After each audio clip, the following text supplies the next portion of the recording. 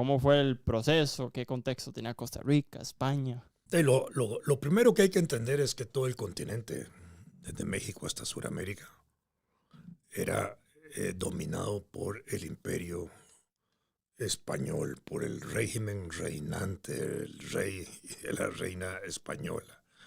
Pertenecíamos a los reinos de España, ¿verdad? Que era lo importante en ese sentido.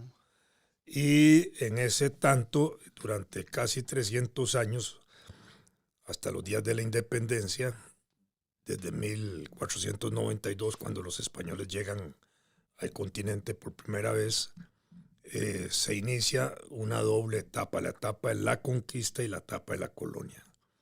La etapa de la conquista ligada específicamente a una situación particular de proyección de España en aquella época. ¿Por qué? Porque estaban expandiéndose los estados reinantes europeos, habían guerras por el control de rutas comerciales.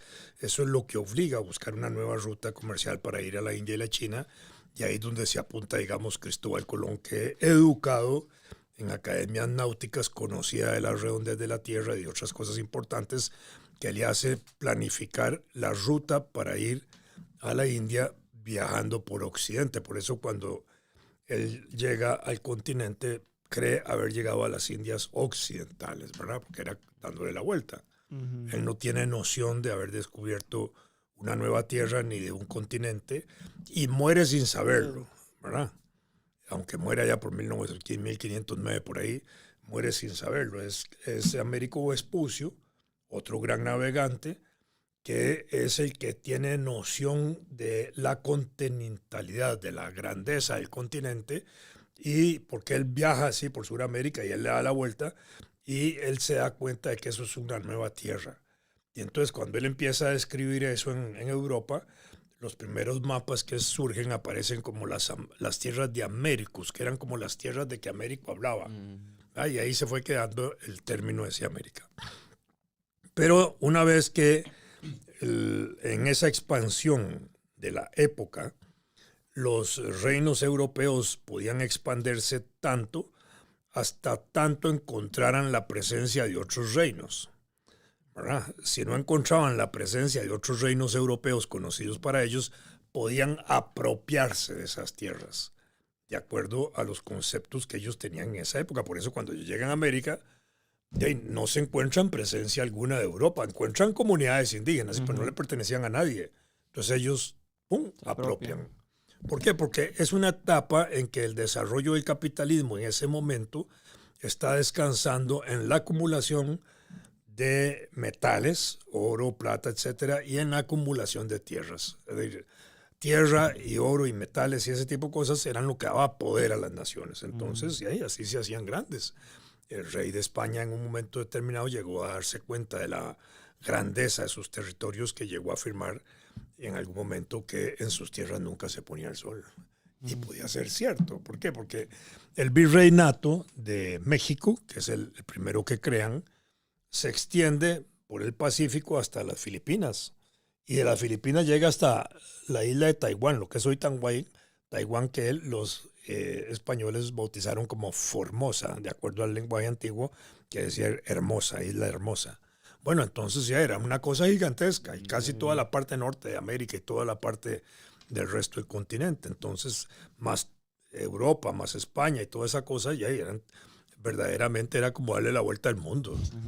Entonces, ahí empieza un proceso de conquista, de apropiación de tierras, de apropiación de riquezas, de apropiación de hombres, de un modelo de violencia que es violento por la fuerza.